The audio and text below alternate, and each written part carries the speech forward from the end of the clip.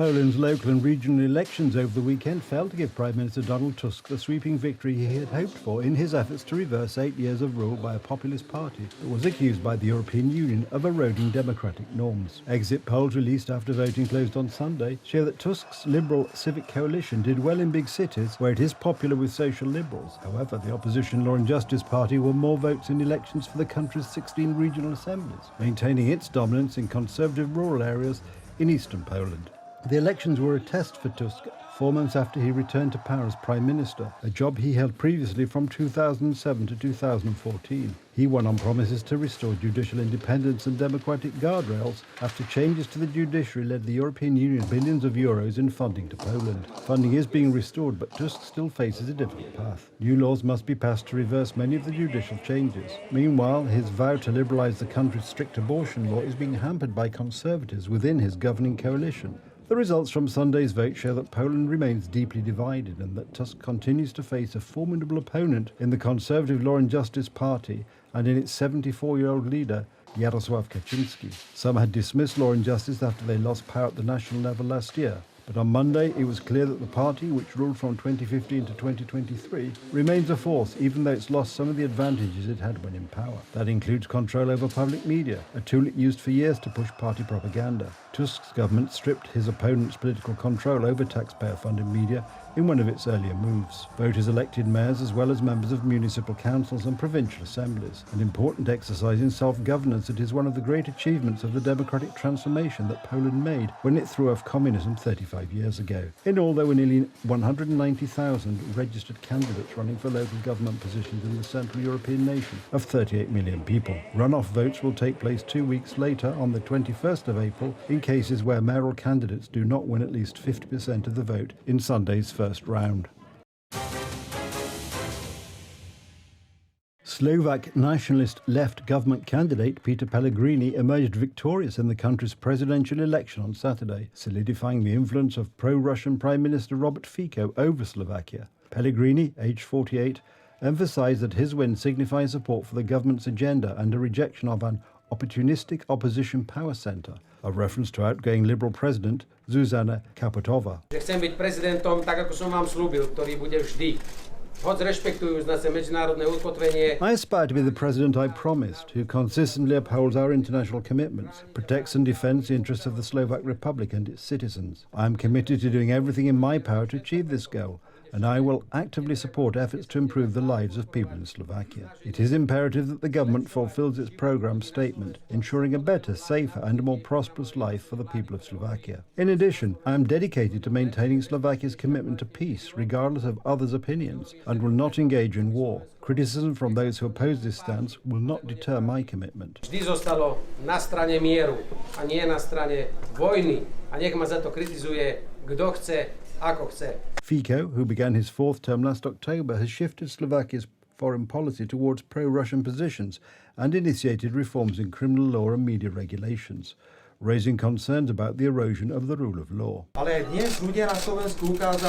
Today, the people of Slovakia have demonstrated their awareness of the threats posed to our country by liberal media, activists, non-governmental organisations and professionals. The presence of these individual voters was not coincidental. Rather, it stemmed from genuine concern about the direction of our country might take if such entities were to wield power. Pellegrini secured 53.26% of the vote, while pro-Western opposition candidate Ivan Korok garnered 46.73% according to results from 99.66% of voting districts.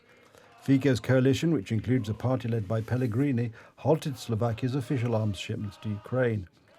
Fico has criticised what he perceives as Western interference in the conflict, cautioning against Slavic nations engaging in hostilities with each other. Pellegrini portrayed Korczak as a warmonger due to his support for arming Ukraine and suggested that Korczak might involve Slovak troops in neighbouring countries' conflict, a claim Korczak refuted. Residents of Bratislava expressed a mix of satisfaction and disappointment on Sunday following news that Peter Pellegrini, an ally of Prime Minister Robert Fico, had won the presidential election.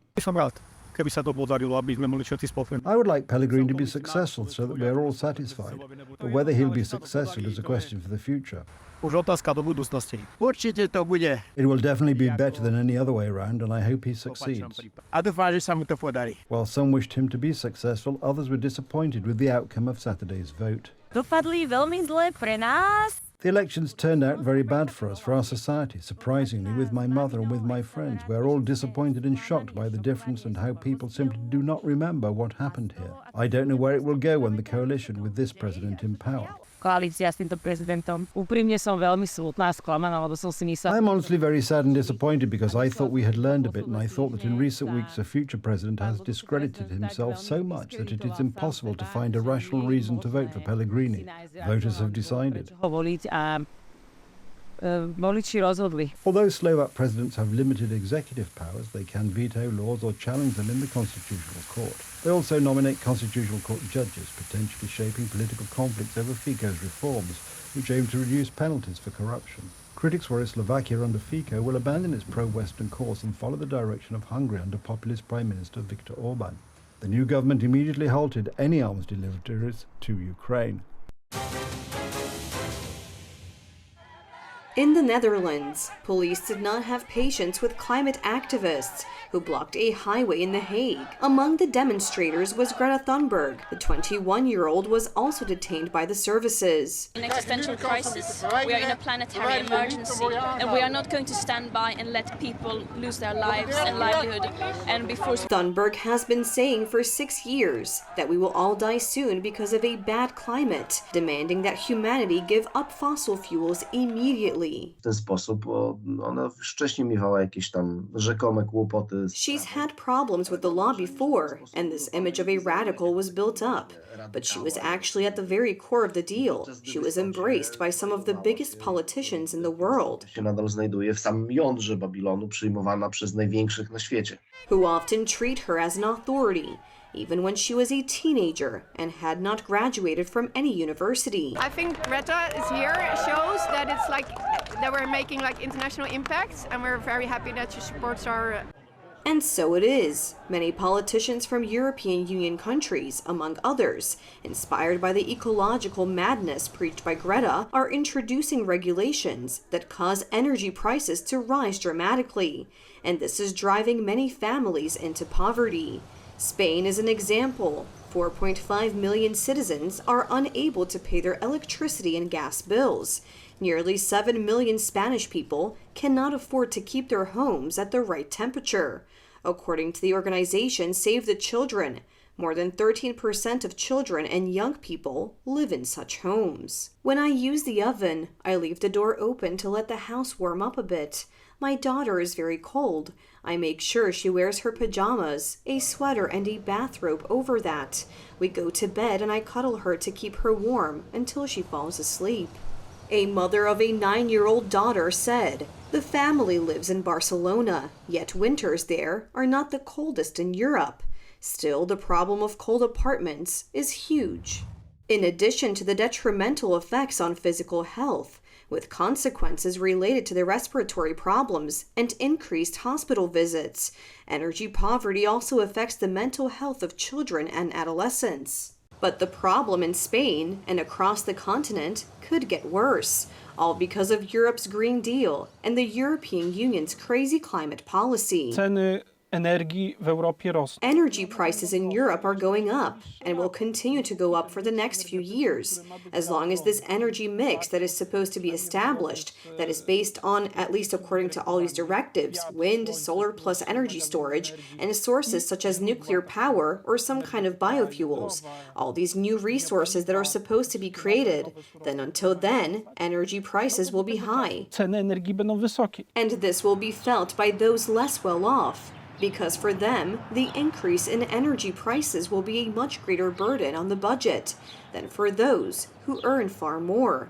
That is, simply put, the poor will be even poorer, and the rich will not feel the increases too much. Tak samo to się odnosi również do krajów, bo czym innym jest nałożenie takiej konieczności. The same applies to countries, because it is one thing to impose Green Deal guidelines for a developing country such as Poland, trying to catch up to the Western countries of Europe, and it's a whole different story for a rich country that already has nuclear power power plants, such as Germany. Na przykład tych słynnych świadectw CO2 po te 60 euro za sztukę. Dla takiego kraju jak Niemcy, który jest krajem bogatym, który ma już też i elektrownie atomowe. Taking care of the planet is important, but not more important than children, who are freezing because their parents can't afford the energy prices. And this could soon be a problem in Poland too, since part of the political class speaks with one voice with Greta Thunberg. Tam, gdzie Where ideology dominates, logic ends. kończy się logika. Logically speaking, the increase in energy prices in Poland from July 1st, caused by the government's failure to extend the price freeze, will not be the only one in our country, if the authorities agree to the insane climate policy pushed by EU bureaucrats. And this is what it looks like, which we will all feel in our wallets. Adrian Borecki, TV Republika. ABBA's Bjorn Ulvaeus reflected on the Swedish pop group's reach and longevity as he joined the cast and creators of Mamma Mia the musical on stage at the end of a special 25th anniversary performance in London on Saturday evening on April 6th. Coincidentally, Saturday also marked 50 years since ABBA won the Eurovision Song Contest final in Brighton, United Kingdom in 1974 with the song Waterloo, bringing them to global attention. About this time in the evening, exactly 50 years ago, I was standing on another stage in another city here in the UK. It was the second time I entered that stage that night because me and my 3 bandmates had been called back to perform our song a second time. Because the juries of the Eurovision final had delivered their verdicts. 0 point from the UK. We knew that. Despite that, we won, and by the thinnest margin in the history of Eurovision. I think that record still stands. So, on a night like this, it's strange to think that if we haven't won, you know what happens to those who come number 4 and number 3 Eurovision, they're never heard of after that. If we hadn't won, I most probably wouldn't be standing here today. And this wonderful adventure, which we call Mamma Mia, wouldn't have happened. Mamma Mia, composed by Ulvaeus and his ABBA band, mate Benny Andersson, and based on their songs, originally opened in London's West End on April 6, 1999. The show, written by Katherine Johnson and directed by Phillida Lloyd, centers around a mother and daughter with 3 possible fathers. According to its creators, over 70 million people have seen productions of the show in more than 450 cities around the world, staged in 16 different languages. It has also led to 2 blockbuster movies. The fact that somehow ABBA has managed to touch so many millions of lives around the world, generation after generation. And people ask me, how does it feel for you to know that? And that's a very good question. And very hard to answer. It's a very, very elusive feeling. And it's more to do with gratitude and with humility than pride. Because it humbles you to know that so many people have listened to something you created and that they've been made happy by it or sad, and that it has meant so much for them in their lives. And it's very, very difficult to fully emotionally grasp that, at least for me. With its 25-year run, Mamma Mia becomes the 3rd longest running musical in West End history, after Les Miserables, which made its debut in 1985, and The Phantom of the Opera, launched a year later in 1986.